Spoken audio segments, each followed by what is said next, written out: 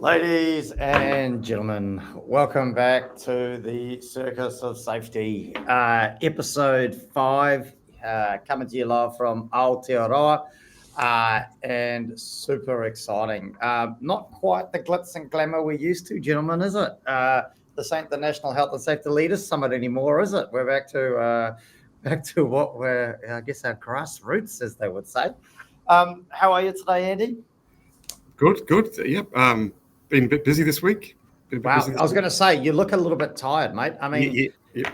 I've done 3 full days' work this week. Oh, mate, are you classing today as a day of work? Absolutely. Well, it's not even. It's only just gone lunchtime, and I know you're finished for the day. So don't tell us you've done a full day's work today. You can't count today. Wait, you know what time I started? Oh, what? Yeah, come on, amuse us. 10. Oh my God, Des, what time did you start this morning, mate? I think it was 10 to 7, bright and early. Wow, living the dream you are, Andy. Hey, mate, where about in the country are you coming to us from? Down in Wanganui today. Nice, beautiful Wanganui. What's it like this time of year? It's nice, actually. It's a bit dark this morning, but even at 10 o'clock, and when I got up, and no, it's good. It's great. I had a great couple of days down here. I'm doing some great work with the team down here. What about you, Des? How you been, mate? Pretty good, but I'm not sure about this time slot. I'm feeling a bit of the post-lunch afternoon slump at the moment. I don't know if I'm going to be my usual perky self. Oh, mate, we're going to miss you. Lunch? I haven't had time for lunch. Just finished breakfast, wouldn't you? Yeah, exactly. Yeah, us working class, mate. 10 o'clock morning tea, 12 o'clock lunch, 3 o'clock afternoon tea on the dot, mate, on the dot. So we better get a wiggle on, right? Because I got afternoon tea coming up soon. Yeah, it's a bit like I guess we last time due to my commitments, we had to run the show at a different time slot, and that was in the afternoon too, I think, from memory. And then again, this public holiday tomorrow, Good Friday, for those of you that celebrate Easter tomorrow. So yeah, it's we thought we'd pull the show forward rather than cancel, I guess. So let's see how that goes. But hey guys, last week was it last week? Yeah, super exciting, right? The National Health and Safety Leaders Summit, thanks to Brightstar. Don't know about you guys. I had an absolute blast. Andy, what were your thoughts, mate? How did you feel it went? Oh, fantastic. Had an absolutely great time. Met some amazing people, some great people, made some fantastic contacts, had some really good conversations with people. You weren't actually doing anything else, were you? I presented the whole second day. You presented the whole second day. Mate, I don't know. Why are you picking on me when Desai Link sat there? Let's pick on him. Desai Link played an integral part in the success of that. That man was in more places than I can throw a stick at, and he was the link. He was literally the link between us and greatness. It was amazing. Des, I mean, what about you, mate? How did you find the 2 days last week at the National Health and Safety Leaders Summit? I did enjoy it. I had the lucky privilege of listening to every speaker intensely to take notes, and I actually took a lot away from the talks. There was some really interesting stuff there. No, fantastic, mate, and just definitely appreciated. Yeah, it was great. I thought it was a great team effort, right? And I know for me, one of the cool parts I really enjoyed was definitely the panels. I got to lead and facilitate, I guess, two of the panels, and those were really awesome. Some really cool technology, really getting the crowd involved. Yeah, it was pretty cool. And listen, to be fair, it's pretty awesome hanging out with you guys for 2 days. I mean, how cool was it, right? We had our own little stand, a little glitz and glamour. Networking afterwards, it was pretty cool. So I think one feature we haven't mentioned yet, we had a bit of a spike in followers over those couple of days, and we're actually sitting at close to 950, I think. Wow, who would have thought, right? Wow, yeah, that's so. astounding. So I mean that's significant, but probably not as significant as 1,000, right? Oh, I would say 1,000 would be amazing. So so I guess are we gonna do this? Are we gonna throw the challenge out there? Are we actually gonna throw this challenge to the public? We might be speaking to the converted on this particular instance, but Oh well, it might be worth it. they can share, they can like, they can pass on, right? So we're going to hit 1,000 followers, and we're hoping to do so this side of Christmas. Let's not set our ambitions too high, right? and I guess we decided we'll put on a special show, bit of glitz and glamour. Andy's already thinking about the merch. Actually. Bloody hell, talking about merch, I actually had my hand on a mug.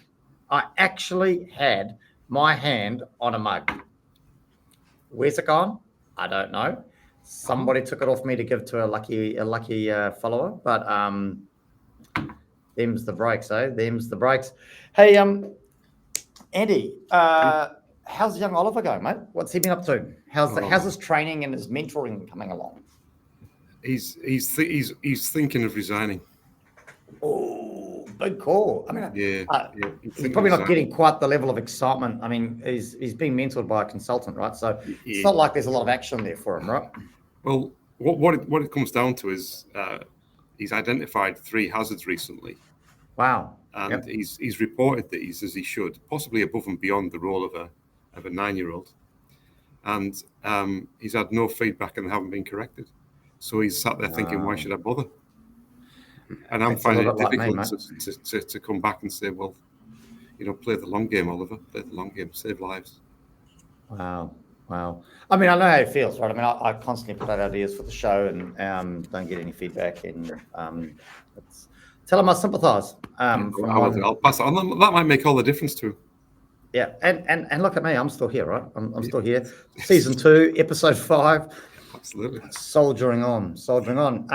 Now, hey, listen, let's get a wiggle on. I know Andy's got to get a plane back, and we can't spend all day gas bagging. So, Des, do you want to hook us up with a disclaimer, mate, before we get into this? Yeah, certainly. And so last fortnight we talked about passion and the provenance of the word passion being the ancient Greek word pathetikos. We sure did. And we don't often talk about provenance in the context of disclaiming. So I feel like we need to turn to the provenance experts, antiquarians. And as we all know, the best antiquarians are on Antiques Roadshow. Oh, here we go. So I've taken a page from their book and drafted today's disclaimer in the style of an Antiques Roadshow appraisal. And just bear with me, I'll get ourselves in the scene. He sounds like he's an antique himself. We are now in the village of Podcast in the Shire of Internet, and I'm now looking at a show that has a history of some 16 episodes. Of questionable provenance, its popularity is increasing in recent times. You can see that the arrangement of the item is that of a general nature only. We can only infer what the artist intended with this piece, as there are no specifics to guide us. If one were to rely on any of the nuances and gradations, one should seek specialist advice. Overall, I think it's a fascinating piece, a small token of safety podcast antiquity, truly one for the ages. Although free for download on most podcatchers, I think it should be insured for about £3.50. Been a great pleasure. Thank you. Wow. £3.50. I thought you were Australian. Well, I don't know if he was being, whether it was what he was doing there. It sounded a bit like David Attenborough, really. Brilliant. You're just giving me an idea. Love your work, Des. Love your work as always. Okay, boys. Hey, are we ready for this? Yeah, spin that wheel. There's not a lot left, so it's going to be an exciting show. Here we go. Okay, here we go, and we are into it. Oh, look at the Eddie.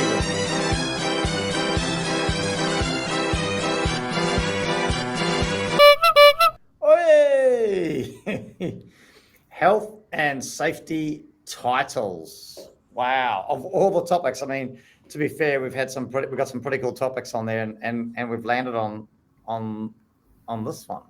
Wow. Anywho, I mean, Des, your initial thoughts, health and safety titles. Well, it's a bit of a vexed question at the moment because there's really no consensus on what any of the titles mean. There's a general sense that a manager does some things and an advisor does other things, but we've got INCHPO introducing titles as well of professional and practitioner, and it's all a little bit confused. I hate to. I don't know why. You've just set them up. I have to ask them though. Andy, your initial thoughts on the topic of health and safety titles. So, I assume we're talking about people within health and safety roles, really. Yes, Andy. That's what I was just wondering why we'd worded it as titles. It actually looked like something else that's a bit rude when I saw it when it first came up, but probably equally apt for many people that I work with. I agree with Des. It's ill-defined, and it actually causes some problems and some confusion. And it would tie in quite nicely with a discussion about education pathways as well, which is, I know, is another subject on the wheel there in terms of training, but we don't really know what it is because we don't really know what health and safety is. I've said it. Wow. Okay, there we go. It only took you 12 minutes, not even 12 minutes to drop in the need for hey, on a side note, I don't want to throw you under the bus here or make you look silly or anything, or point out the fact that consultants actually don't do anything. Just want to check, how's the dictionary coming along? Slowly. Thank God you're not charging us by the hour. Okay. So, I mean, health and safety, I guess I'm going to take a slightly different slant on this. I think health and safety titles have opportunity here, and I think it's a missed opportunity to actually help us understand and what we should be doing, or what the individual within that organization should be doing. I definitely think there's an opportunity here if we get the titles correct. It will provide a summary, I guess, effectively, of guidance around not only what we should be doing for the business. So I don't think it won't only give the business a bit of guidance around the sort of things that we should or shouldn't be doing, but I also feel that it will potentially give the individual with said title an opportunity to actually understand what it is that they should be doing, or how they should be operating. I mean, Andy, sticking with you, I guess when we start talking about health and safety titles, this will be interesting. I'll take some notes. I'll scribble some notes, but I mean, so talk slowly because I'm not the fastest. But I mean, let's start thinking about what are the different health and safety titles that you've come across. Advisor. Yep. Senior advisor. Yep. Manager. Yep. Group manager. Manager. Oh, group manager. Okay. Yeah. Coordinator. Wow. Yep. Administrator. Officer. Coordinator. I'm not doing very well in spelling. Good thing no one's in my notes. Administrator. Yep. What was that? Officer. Yep. Yep, what about you, Des? I mean, have any more for you? Have you come across any other titles that you thought? Yeah, business partner, general manager, yes. Director. Yes, business partner, and maybe like a C-suite, like a chief safety officer or something to that effect. General manager, director of safety. Yep. Cool. Yeah. And what was that last one? Sorry, mate. Like a chief safety officer, something like that. Chief safety officer. Yep. Cool. Well, okay. Well, there we go. Off the bat. 1, 2, 3, 4, 5, 6, 7, 8, 9, 10, 11. 11 titles, right? What about health and safety rep? So would that belong in there or not? Is that a slightly different thing? Okay. Well, I guess that's a fascinating thing, right? I mean, a lot of these titles that we've just been talking about, I guess, relate, I don't know, in my mind, rightly or wrongly, to people that are paid whose primary function is that of a health and safety person, right? Not taken away from the value that a HSR provides, but generally that's all wrapped up in their day-to-day role, right? Yep. So I mean, we can put that out to the side there, but let's kind of go with that for now. Des, you mentioned INCHPO, obviously close to my heart, but also introducing the concept of professional and practitioner, right? And I guess that's that might be a higher sort of these position titles, potentially a subset of that, right? So there we go. We're into the double digits for sure. Andy, do you know what any of these things actually mean? I mean, not really. What's an advisor? I mean, what is an advisor? What is a manager? So it depends. Yeah, it depends on the organisation very much, and this causes so many problems. So my understanding is an administrator is effectively your entry level, but it's not really, because an administrator is just an administrator happening to be doing safety. So they don't really need any safety knowledge. They're just effectively looking after the system. Yep. Then they do a good job, so they get promoted to be an advisor. Then they may become a senior advisor, and then it might be a manager. But then sometimes they go to coordinator in there as well. And some organisations, the coordinator sits between an advisor and the administrator. But sometimes the coordinator is a separate role that sits outside. So you might have advisors and a coordinator. It's really, really messy. And what I find with a lot of the students that I teach is that want careers in this field is that when they're trying to look for a job, it becomes very, very difficult. So there may be an advisor and they want to become a senior advisor, so they've got to go to a different business. But the senior advisor role in the other business might be almost exactly the same as their advisor role in the current business, or could even be lower.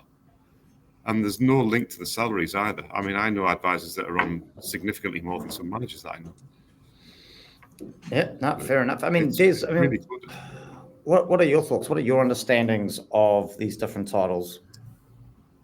My thoughts mirror Andy's in terms of the sort of hierarchy that you tend to see, and I've attributed my own meaning to those titles that sort of serve my purposes, but I don't have anything to back that up. So I would say that an admin is just an administrator that happens to administer safety data and information, and then a coordinator is someone who is working towards being an advisor but is not yet formally qualified.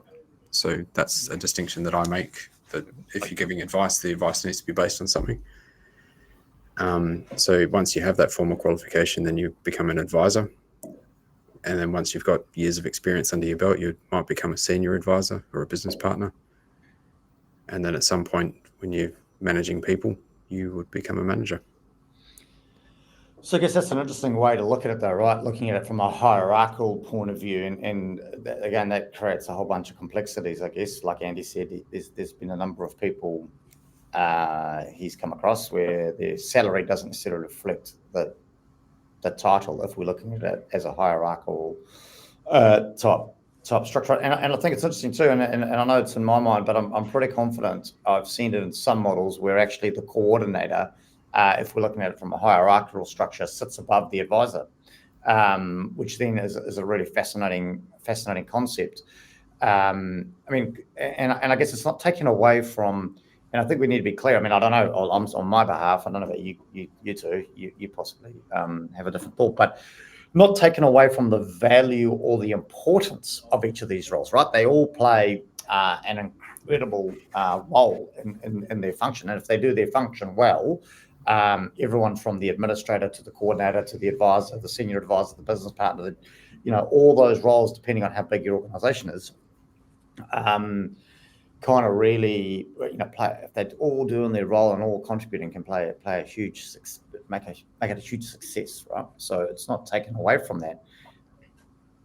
But then when organizations start to employ people, what are they employing, I guess? And that's where, is that where you guys are suggesting maybe there's a bit of confusion here? So maybe a little bit easier when there's a large organization. So Des, if we think about your organization for a minute, you've got a number of people within the safety function. You've got yourself. So do you want to maybe walk us through your hierarchy at the moment?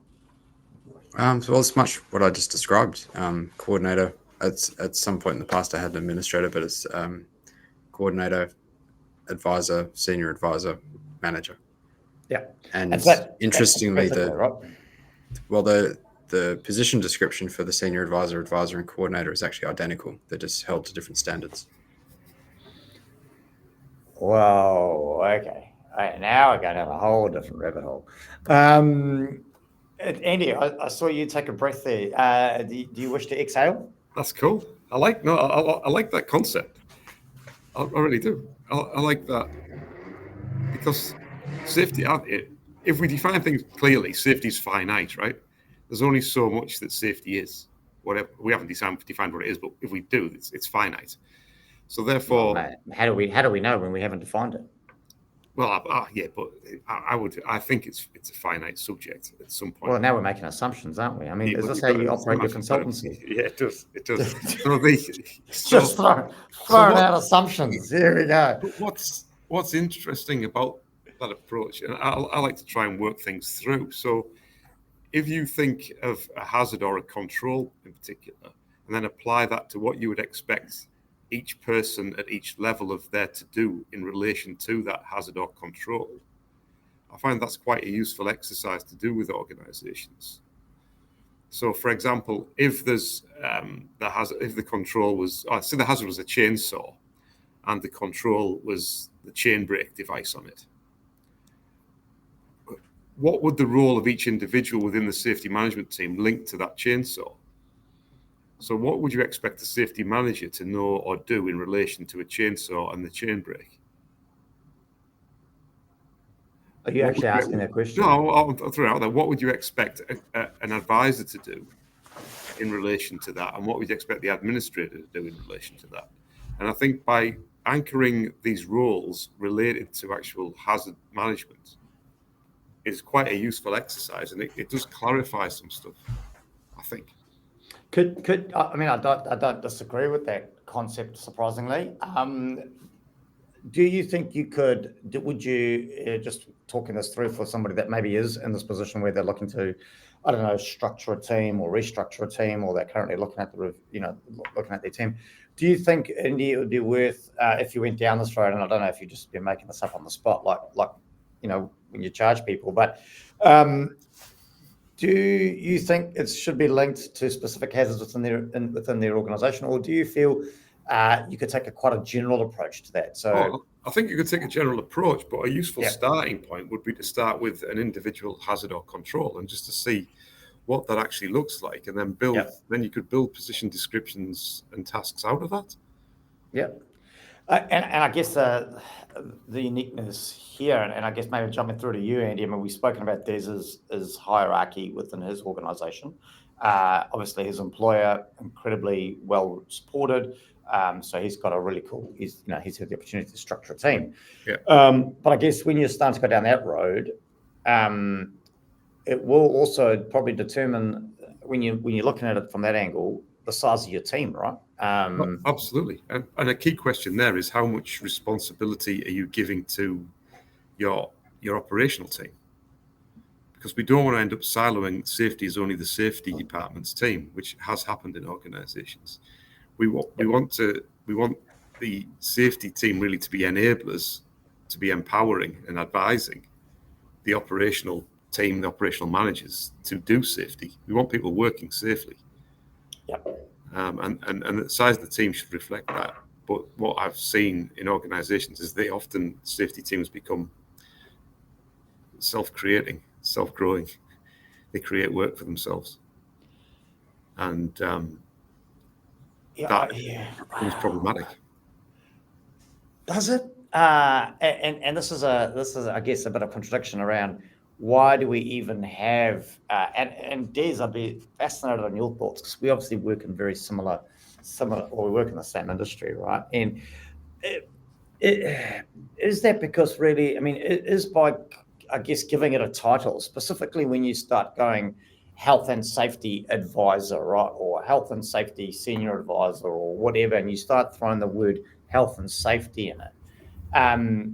I mean, you've said it, Andy. Health and safety is it's finite, right? There's only so much to it. So I guess do we realize that when we start getting into it and actually realize, well, listen, if all I did was safety, there actually isn't a lot for me to do here if we're empowering the business and the business is doing it. So is that why maybe we start going down rabbit holes and we start actually getting more into general business advising? I mean, Des, what are your thoughts? I think you've really hit on something there. Is that maybe there's a lot of safety people out there that go down these rabbit holes and keep themselves busy, thinking that they're doing everything reasonably practicable and adding value to the business, and maybe it's not. I certainly don't think it is. But interestingly, I just want to point out that in a previous role, the team structure was quite different, and we had a manager and then about 8 or 9 advisors. It was quite a large team, but each advisor had a different specialty. So one was sort of an auditing specialty, another one was a food safety specialty, another one was a training specialty, and so on and so forth. And that was actually, for that organization, that worked really well. And in contrast, my organization now has a very different structure, as I explained, and that works really well for us. And maybe it's a good thing that that's not a settled question, and that people have the flexibility to have whatever title is necessary that they feel they need, and to have any structure that they feel they need to suit their business.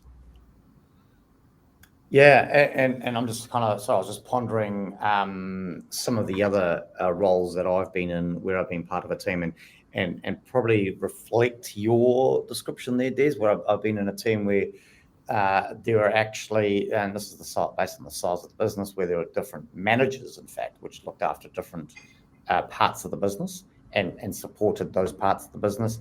And then underneath that, there were advisors who advised subsets of that business along those lines. Again, another organization, we had an overall manager and then a number of advisors, and we advised effectively on very specific contracts that the organization held. So I guess there's a number of ways there, but I guess I just want to get your thoughts. I mean, and Andy specifically, I guess at the moment around this though. So don't disagree with the fact that I think maybe the way you structure a health and safety team, the titles you give them, what you define as their role and their description. I don't disagree with the fact that it should be really fit for purpose and fit for that organization. But I mean, Andy, you kind of start to touch on it. What are you seeing though when people are coming to you on your courses and they're like, mate, I'm looking for career development. I don't know whether I need to be an advisor, a senior advisor, a business partner, a manager, a coordinator. I mean, how does, by going down this customizable approach, which yes is good for business, but is possibly confusing for individuals? Thoughts? Yep, I would agree. And I had this very conversation this last week with a student who's currently doing the NEBOSH diploma, and he's finding it a challenge, as any normal person would. And some of the conversations we've had about, he's like, should I continue with it? Should I look at something else? I said, well, I teach an alternative diploma, which is New Zealand diploma at EMA, that you've done, Brenton. And and he said, well, what should I have done that one? I said, it depends on what pathway you want, because those two courses are poles apart, yet they're both safety courses. The NEBOSH diploma is very much about technical safety, hazards, managing hazards, that sort of stuff. The New Zealand diploma is very much about the management of safety. So it's about applying safety it's really a management course with a safety spin on it. And depending on where you want to go, is the course suitable for where you want to be? And people are very bad at deciding and telling you what they want the outcome to be. I just got to remember something I had to come back to later. That's why I've got a notebook here. I mean, these though, kind of with that same kind of concern in mind around if we start getting too customizable and an advisor in your business isn't an advisor in another business, which is not an advisor in a different business. I mean, are you concerned as a manager that you are potentially missing out on finding good candidates for positions? Do you think it's going to influence? So I see a role, it's a health and safety advisor role or whatever, and I think, that's not for me or the like. I mean, are you worried about this confusion, reducing the number of suitable applicants for positions? Potentially, I think that's probably going to be a challenge anyway, because it's always hard. It's a very challenging thing to have to recruit someone and determine after 2 1-hour interviews that they're going to be a good fit for the role and a fit for the organization. So I think that's going to be a challenge, irrespective of the confusion around titles and requirements for a role. But I think in terms of, irrespective of what they're called, you should be able to get a sense of what they've been able to, or what they've been doing in previous roles based on their achievements from that role. Oh, for sure. I think but that's going down the road that somebody has seen your advertisement for X title and has actually made the decision to apply for it. I guess my question really is around, do you think that maybe you're not getting the number of applicants for a role because maybe what they assume is an advisor role versus what you believe is an advisor role maybe don't align, and maybe they think it's below them. Maybe they think they're more of a senior advisor, but you know what I mean? Do you think you'd be worried that maybe you weren't actually getting the CVs in the inbox based on confusion around health and safety titles?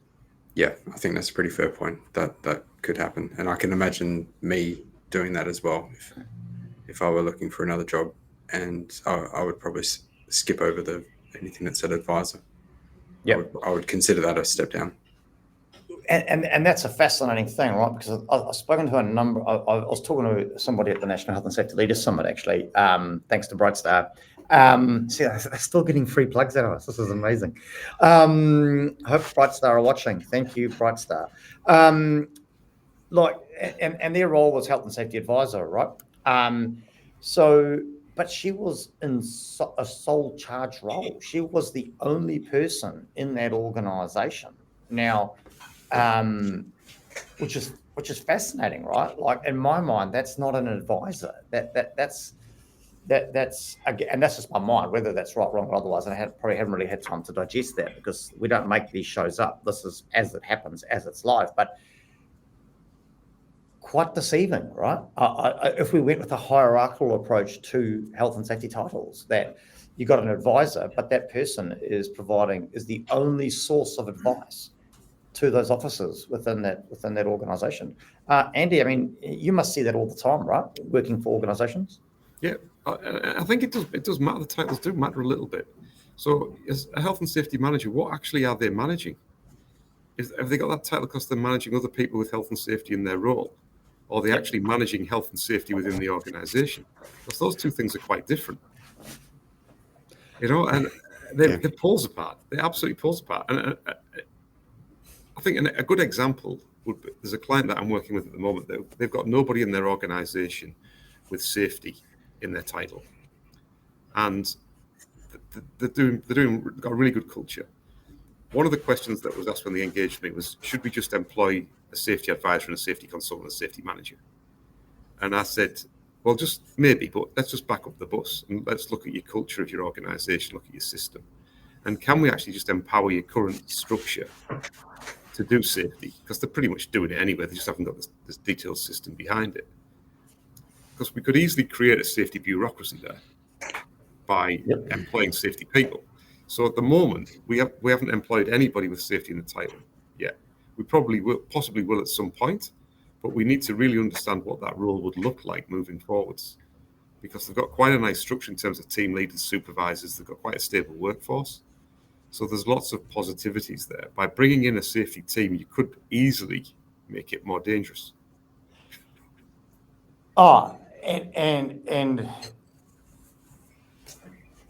Exactly. I can't believe I'm agreeing with you here. And I guess this is the change. And you raised a good point. And I was talking with Paul Robertson, currently the General Manager of Health, Safety and Wellbeing at Auckland Council during the National Health and Safety Leaders Summit.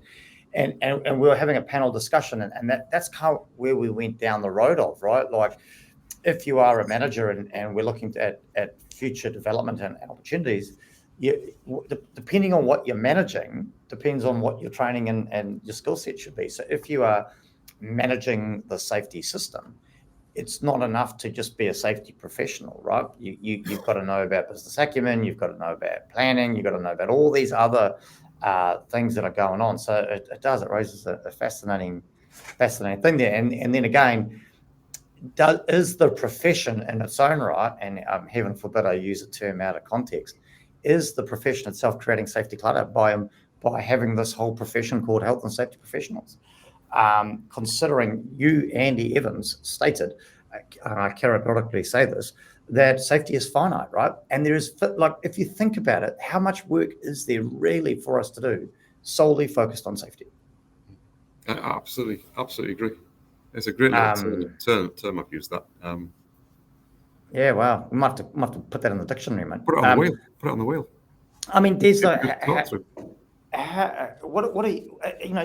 You're a seasoned safety professional, and we haven't got onto the topic of the INSPO practitioner versus professional, and I don't know if we're going to have time to go down that road, right? But I mean, what would you do if your directors walked in and said, you know what, we listened to the podcast today, we think that guy Andy is onto something. You probably choke on your coffee, I get that. And they said to you, safety is only finite. We don't actually quite know what you're doing. You're no longer the health and safety. I know your title's not exactly health and safety manager, but you're not the health and safety manager anymore. You don't have a health and safety team. You've got a business operational support team. I mean, what would your thoughts be to that? I'd be all for it. If that suited the organization, then that's, yeah, I wouldn't have a problem with that at all. And that's the situation I currently find myself in, right? So initially employed as the health, safety and environment manager, the business saw the business need, to Des's point, and saw business need at the time and an opportunity they saw to move me into a general manager of operations role, right? Where I get the ability to influence across the entire business and intertwine and provide guidance across the whole business. Because I think, as we can all agree, safety is not just one thing, right? It's attached to everything we do, right? I guess kind of moving along, we could obviously wrap it on for days, but Andy, health and safety titles, I mean, your thoughts, do they have a place in Safetyville? Yes or no? Yes, they do. They do. Des, your thoughts, do safety titles have a place in Safetyville? Yeah, I think the answer to that's pretty obvious. They have to have a place. You need a title. You need a job title. Yeah. To me, right. the key issue is probably where those titles marry up with what the industry considers to be that role. Nice. No, I love it. I mean, sticking with you, Des, I mean, I guess you started to highlight some of the pros around that. But I guess thinking then, where do you see the traps in titles in relation to health and safety? Well, there's a pretty glaring trap for me, and that's that every organization is different. So a manager in one organization that's small will have a radically different role to a manager in an organization that's large, and there's everything in between. So it's really a hard thing to define and pin down because each organization is just so different. And that's definitely a great call. I think that's definitely going to be a trap for not only the organization, right, but both internally, but also externally when advertising for roles and trying to get the right people for the right job, right? Yeah. Andy, your thoughts? What are the pros? What are the cons? Yep. I think there needs to be some titles for some clarity, but again, it's got to be quite clearly defined, and the purpose has got to be fit for purpose. It's got to work in the organizational context, but that makes it difficult to train people for. No, fair. Yeah, no. Might do you out of work there, Andy. Hey, just jumping over to Sarah Tizard on the chat there. Hi, Sarah. Good to see you listening. Hope your employer doesn't mind during work hours. Just jumping up there, she stated, I don't think your title matters as long as you are not excluded from an opportunity due to previous role titles over experience and previous work exposure. And that's, again, that is a concern, right? And I guess that's a call out to people that really make sure that you clearly articulate what you've been doing versus the title you've been given, right? Such as AI filtering on resumes, and in an area such as safety, that may be a real issue. And again, a brilliant point for lazy people like me, where we just chuck everything through AI and go, I'm looking for people with managers experience, as an example, and it would spit a whole bunch of people out of the chute, which may well have been perfect for the role that I'm trying to fulfill, right? So beautiful summary there, Sarah. Great work. Andy, just as we kind of bring the show to a bit of a close, nice, short, sharp, and sweet one before we go off to a long holiday. I mean, what are your final thoughts on the topic of health and safety titles? I'm still not sure about how it fits, to be fair honest with you. I think Inchpo gave it a good nudge, but I'm not sure if that's the answer. But a question for you on that, though. Is an answer better, and I'm not saying it's a perfect answer, but is an answer better than no answer at all? Sometimes, and I'm not sure if it is in this case. Mate, you got to stop sitting on the fence. Do No, you know what happens to people that fall off a fence? It hurts, mate. It hurts. I think it's worth putting the Inchpo guidance on the wheel. I reckon it's worth us having actually a full discussion about that. Wow, I might know. I really like it as a document. I really like the documents, but I think it would be interesting to talk about because a lot of people don't know that it exists. No, I can't. If we could raise the profile of it and build the engagement, I think that would be a great thing. And maybe we could get a special host on because I happen to know a few people that know a lot about that document. Cool. Des, your wrap up. I think Andy's kind of cutting himself out of the show, so we might finish with just the two of us, mate. I got to go now, guys. I can say that it does matter because I noticed a massive difference in how people engaged with me when I had a manager title compared to when I was an advisor.